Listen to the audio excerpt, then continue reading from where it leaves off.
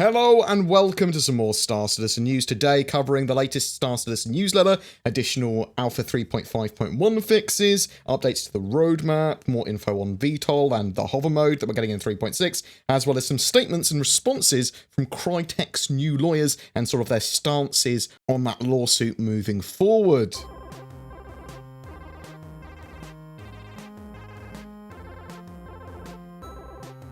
Let's start from the newsletter. Alpha 3.5 has been unleashed upon the persistent universe, bringing with it the newly revamped 300 series from Origin, manufacturer-level ship customization for the 300 series, and multiple bug fixes and quality of life improvements. There was a little mini update and fix for server performance slowdown for 3.5.1 that was tested on the PTU and then deployed for the live servers, just like that mini update to the 3.5.1 branch. Alpha 3.5.1 still has some issues, CPU spikes, ship jitters, and AI and combat issues. There was a problem as well that you had to spool your quantum drive up before calibrating it, otherwise you couldn't go into quantum, and there's lots of other outlying issues. It's an alpha, that's sort of like the nature of it. There was also some issues that seemed to appear after 3.5.1's initial release, so I've had great success with this latest version of the patch. However, my experience for that is just a few hours this morning when the servers were not under particularly large amounts of stress, so bear that in mind. It's a significant improvement from standard 3.5, however, it does require more testing, and there are things that they desperately need to get fixed for Alpha 3.6. Lots and lots of problems that the 3.5 branch had. The Origin celebration is on, meaning that everyone that has a game package has access to all the currently flyable Origin ships until the 13th of June. So that's the 85X, the 300 series, the M50, and the 600i. The new customization is also available on the website for the 300 series of ships, allowing you to customize colors, aesthetics, and items and weapon packages.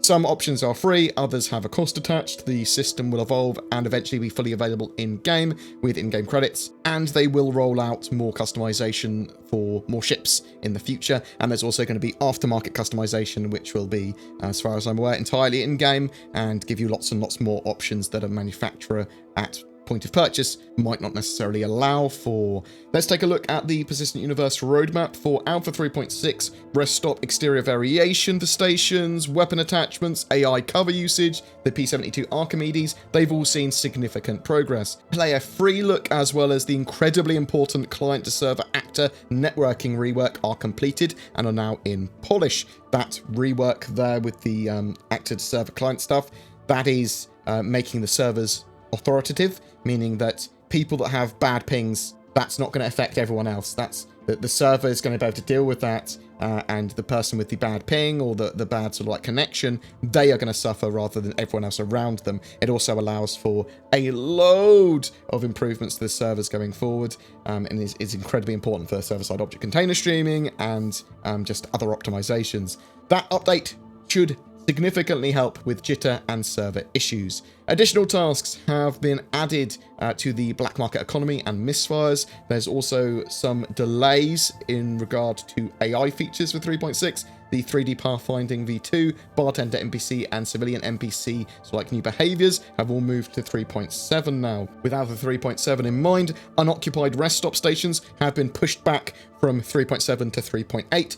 It is a shame to see the AI features get pushed back for sure. Potentially we could see some partial implementation in the 3.6 patch though. Hopefully they'll have AI in a good place in terms of combat AI and NPCs on the ground for missions and that sort of stuff, which I think is incredibly important at this stage of their alpha.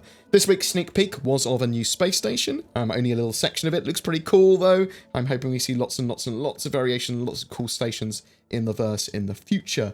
VTOL on Hover Mode changes. So inside Star Citizen, they showed off some of the early stages of the new VTOL Hover Mode that will have ships acting more like helicopters when activated, or moving at low speeds when in atmosphere. Tilting forward will have you move forward because all your thrusters are pointing down when like in Hover Mode or VTOL mode, and powering downwards, and when you tilt forwards, obviously that pushes you forward then. But there's been some further updates to this from CIG's Dave Coulson, taking to Spectrum. He's the lead flight model designer. They've made a lot of changes to hover mode, specifically spurred about by mining and scanning to make the whole process easier. For example, certain ships will have the ability to rotate their VTOL thrusters so they can tilt the ship forward and not drift. The Prospector being the prime example, it can face down about 10 degrees without moving forward, so that it can get sort of like its arm in place and mine. They now allow for back and forward strafe and left and right strafe with the normal strafe controls, so you can face down even more and strafe backwards to try and balance yourself out. The idea there, a bit tricky, but apparently for advanced players it will be easier to pull off. They've implemented an auto hover mechanic that's bound to space brake as well, so if you hold the space brake, the ship will arrest any sliding and sit in a stable hover. While this is on, you can freely rotate your gimbals to face down at surface targets, so you can turn on brake and then your gimbal mining laser to a rock and mine without any issue. Hover mode is a bit of a mix of decoupled and normal flight modes, and you can no longer enable and disable decoupled in hover mode. Hover mode is very much like decoupled already. If you strafe left and right, you have to counter yourself to stop. It was necessary to take some of the coupled behavior away from hover mode to work, otherwise you'd never get drifting around. There was some other interesting bits from Crytek recently in the CIG versus Crytek lawsuit. So Crytek have new representation. They've got rid of their old law firm Skadden, it appears, and they're being represented by another couple of law firms that are much more focused on IP law and copyright law. And they've now responded to CIG's motion for a bond, in which CIG requested that if they were the prevailing party, that amount of money was held in place from Crytek so that they could pay off all of CIG's sort of like fees. It's interesting, the sort of like response, but I'll summarize it as I understand it. Crytek believe that the bond value of $2.2 million is too high. Crytek want the court to deny the motion for the bond or reduce it. They also believe that Cloud Imperium have not met the burden showing them to be the prevailing party, or at least likely to be the prevailing party, which the bond requires. They also believe that they will themselves be the prevailing party, and that Cloud Imperium have not shown any analysis of how they would prevail themselves, other than referring to the claims that Crytek have made as meritless quibbles. They imply that any issues that the court or Cloud Imperium had with Crytek's previous attorneys can sort of like be ignored. They're implying that they can get the case done much more efficiently and less costly to everyone fees-wise.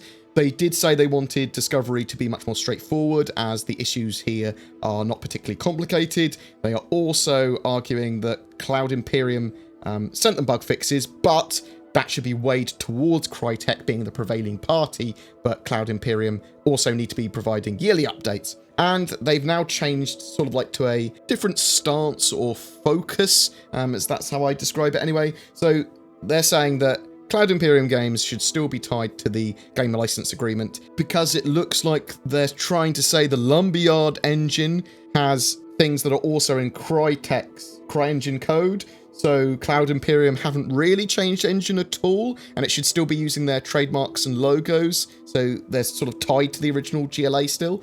Bug Smashers showed off code, and Baseware had CryEngine code shared with them that they should not have, they say.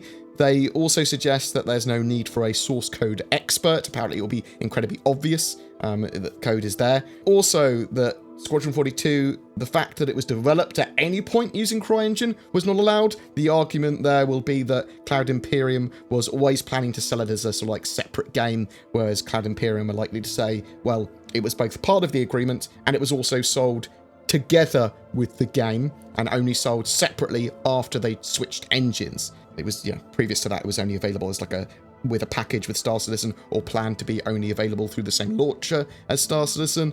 A beautiful phrase that is used by Crytek's lawyers here is, Crytek is fairness-driven, not money-driven, and if fairness ultimately means nothing more than stopping CIG in its tracks because monetary relief is not available, that would meet Crytek's objectives. Crytek will seek discovery demonstrating that before CIG entered the Amazon license, CIG's principal explanation, its activities in developing Squadron 42 as a standalone game were knowingly and intentionally in breach of the GLA, regardless if monetary damages are not available. Crytek seeks equitable relief, blocking any further use or development of Squadron 42 using CryEngine, as that entire game is now built on unlicensed development activities. Crytek will also be able to show damages, both monetarily and reputational, for CIG's failure to display its credits. So that's really interesting to me, because it's an entirely different change of sort of like stance and tact, although it is much more geared towards trying to reduce or remove the bond. So a lot of the colourful language in there and a lot of the arguments they're making there are just so that the bond doesn't happen.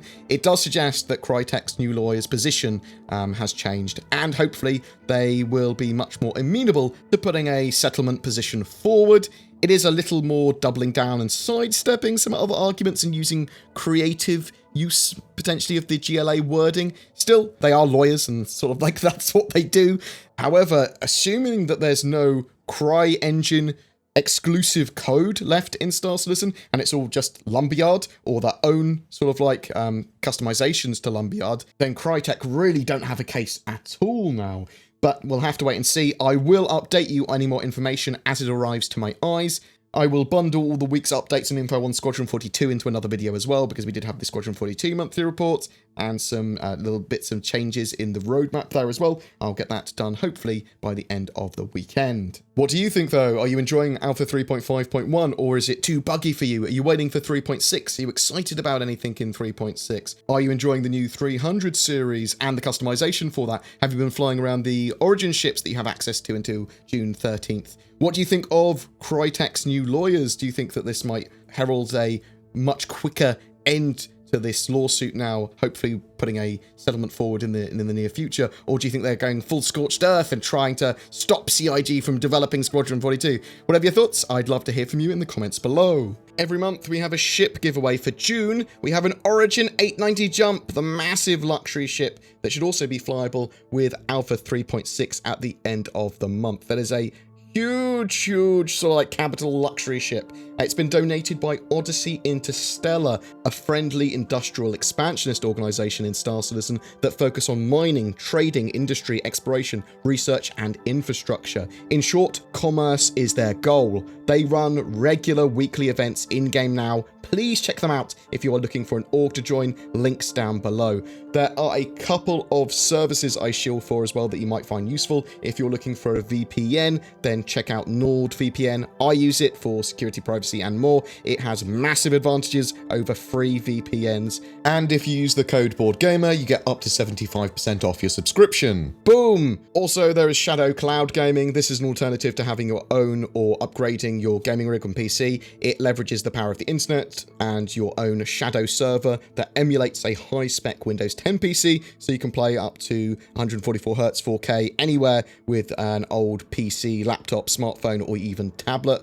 Freedom to play anywhere. The internet is good enough anyway, and it works really well with Star Citizen and all the games that I play, and is constantly updated and even improved with new hardware. Again, use the code BoredGamer for discount. Links below to all of that jazz. Thank you to all that support the channel through Patreon, the YouTube join button, donations, subscribe star, as well as anyone that just generally subscribes, likes, comments, and shares my content. Dings that bell, ding ding.